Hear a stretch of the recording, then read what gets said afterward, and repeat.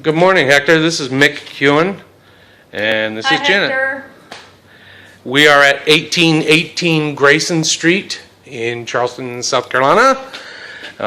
We are going to start on the very inside of the property, and then we'll go around the out. We're going through the front door right now, and this is a front porch. This is an old, I guess they call it a cottage style. This front porch has like brick columns, things like that. It's really a very nice property, for what it is. Everything appears to be fairly straight. It looks like the entire property has been, they put vinyl siding on the outside. But this is the front porch that they were actually using as a room. Typical ceiling fans busted, and all the light fixtures are missing out of this house, so it's going to need some extensive work here. We're going to walk through the door, and this is the front door. This is what the old front door was. And this is nice because they've got a couple of French-style opening doors here, left and right. I guess they used to be what they would call a formal reading room or receiving room, whatever you want to call it. There's a lot of wall damage, just old. And remember, this property was built quite a long time ago, so it's entirely possible that you're going to run into lead-based paint. Just a thought. All the electrical outlets, etc., need cover plates. Again, there's a light fixture missing and a little closet. So I'm quite certain that they were using this as a bedroom, and they probably used the one across the hall as a bedroom as well. Again, there's a closet, armoire type thing built into the corner of the one across the way. The light fixture is missing, of course, and most of the windows are broken, which is very unfortunate. They've got the old style trim. And this would be actually quite a very, very nice home if somebody went through it and rehabbed it like you guys plan on doing. So I think somebody's going to be truly blessed to hear. Okay, we're going to go walk through the hall, and of course there's a shot of a missing smoke detector, but somebody did put one in the kitchen, so that's pretty good. We're going to walk into the kitchen dining area. This is really a very large open room here. This is the back door, and unfortunately the video is not great because the windows and doors are all boarded up. Okay, this again, there's light fixtures missing, and here's some sheetrock missing in the ceiling. I'm not sure exactly what that was all about, but there's some missing there. There's a little pantry right here near the back door, and again, that's plywood back door. This is what's left of the kitchen. Got the everything's missing. The kitchen sink, not to be kidding, but this is everything's gone, including the kitchen sink. All the plumbing's missing. The cabinet doors are missing all along the bottom. They do have some of the old style cabinets up, but I'm sure you guys are going to tear that down. There's just an old light fixture there, so as you can see, there's a tremendous amount of cleanup. There is gas throughout the house as well, and there's a 220 electric right there. So typical around this area, what they probably did was put a washer and dryer here in the kitchen. It's kind of silly, but that's what they do sometimes, unless it was a heater. Okay. Beyond that, we've got a good amount of wall damage right here, and as you can see right down through to the ground, right here. Okay. So this is a good bit of work to be done here.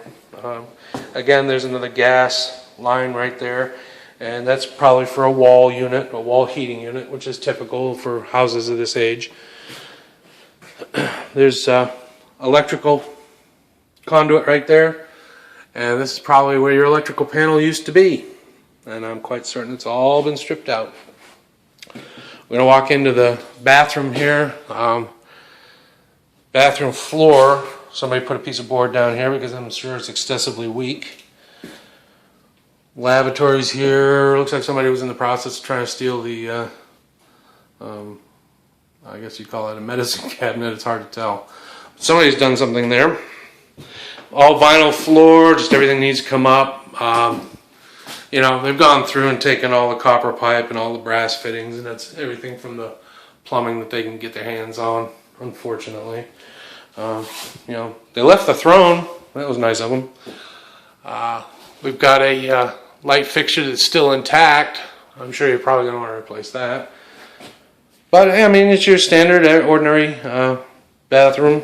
I believe that's a fiberglass bathtub, so you don't have to worry too much about the cast iron. It looks like it's in fairly decent shape, so it's probably salvageable if you want to put a top on, you know, the top wall kit. Again, there's vinyl flooring and it's not really parquet, it's more of a peel and stick tile and vinyl. So this is what I guess you would call the master bedroom. It does have a closet right here. Doesn't look too bad. Little low doors. I mean, back then I guess they had little people. The floors are not that great, but again, you know, look at the old style baseboards. You know, the old style baseboards, goodness gracious, they're about 8 or 9 inches tall. Unfortunately, you've got some local art here on the walls. And again, they've left the ceiling fan. This room really probably isn't that bad. I mean, you've got a pretty nasty little place. Somebody's going to have some fun cleaning this up. And the old style sash windows with the lead anchors and lead counterweights inside. I mean, those are really nice, actually. And again, you've got the stairs going up into the attic. And the attic, I'm not going to access that. Doesn't look safe to me. But that's about all we've got on the inside of this house. You know, you could use it, I suppose, as a 3-bedroom, 1-bath. If you wanted to use these 2 front rooms as bedrooms, you can do that. Now we're going to walk outside, and I'll give you a shot of the neighborhood and the front of the house and the sides. Pretty much everything's overgrown. This lot is in pretty tough shape. You know, people just walk by and throw their garbage here. Here's the front of the house. Actually, it's a pretty nice looking place. You know, cottage style with a front porch that can be brought back. There is a vacant lot on either side of this house. One lot is well taken care of. And as you can see down this side, the windows are all boarded up, and it is built on piers, which is really quite common in this area. I'm going to go down the side here. Here you can see the electric. The entrance cable is there. However, everything from the meter box on down has been pilfered. I'm quite certain it's all been stolen. All the wires missing, all the entrance cable. There's your conduit that's been cut off right there. The good news is it looks like we got a bunch of plastic piping under here, so you're not going to have to rehab a whole bunch of cast iron sewer pipe, etc. Here's your gas line coming out of the ground. So this has got the possibility of putting a gas meter back in. This is the backyard here.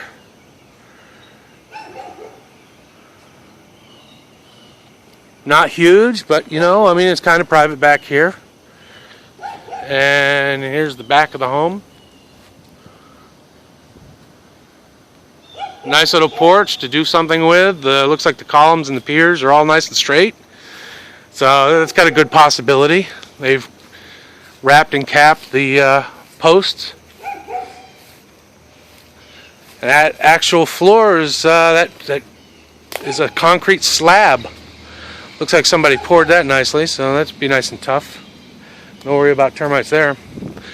And down this side of the house, you can see that they're all vinyl sided, and this makeshift skirting, which is galvanized roofing material. And here's the lot next door. Just a quick shot of that. It's nothing spectacular. Again, you know, you don't have any soffit or fascia on this. It's all pretty much built the way it was back in the 20s. But everything's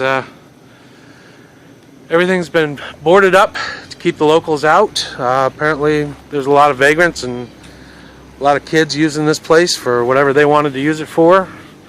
So it's all been boarded up, locked up, and it's secured. Other than that, it just needs a good paint job, and of course you guys know what you want to do with it. Okay, a little bit of glass here, broken glass. So what we're going to do is we're going to go back out front. We're going to take some street shots. Here's some vinyl that's been damaged. I'm not sure what this hole is here. Somebody put a board across this hole here in the siding. But it's, again, it's vinyl siding. Doesn't appear to be in terrible shape. I mean, you know, for something like this, we've seen much worse. So the house really appears to have good bones. Here's a neighborhood shot.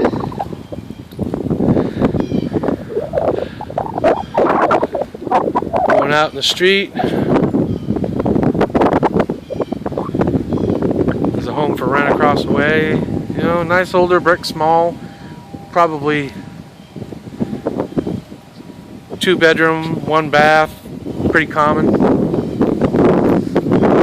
Then I'm going to back up, and the last thing I want you to see is this great big oak tree that's in the front yard.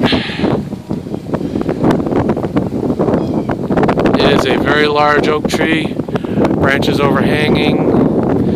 If you were to do something with it, you probably need a permit. So keep that in mind.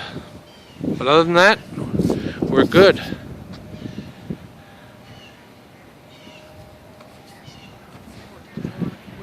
Yeah. Okay, yeah, I'm going to, Janet just pointed out some wood rot here on, actually some, the front porch. Needs some attention. Looks like there's a good bit of wood rot right there. And it looks like the brick and the concrete never met. So that just needs a good bit of trim or whatever it is you're going to do with that. So our roofing, that's in pretty rough shape. You know, that's going to definitely need a good bit.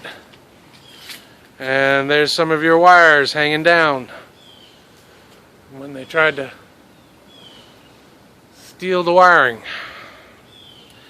But here's your address verification, 1818. Emergency contact signs, lockbox, everything's here. I hope you've enjoyed your tour, and we look forward to hearing from you. You have a great day. Thanks a bunch. Bye-bye.